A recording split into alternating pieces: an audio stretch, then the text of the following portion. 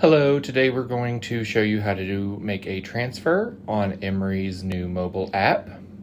From your home screen, go down here to where it says transfers at the bottom and click on that. After you're in this menu, go to add transfer.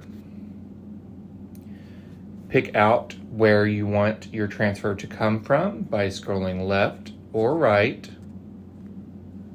and do the same where you want your transfer to go to by scrolling left or right. I want mine to come from my rewards checking, and I want it to go into my regular share. If you'd like to see your accounts in a list view, go ahead and click on the icon on the top right of the screen. And from here, you can click on the account to see all available accounts. I can choose whether to set up for a recurring transfer and the frequency of that. I can also determine the date that I want this transfer to go to.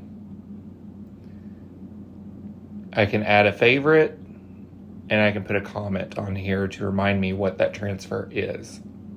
I'll go down here to amount and put in what I want to transfer. And then after I am satisfied, I'll hit submit. If I am satisfied with this, I'll go ahead and hit confirm.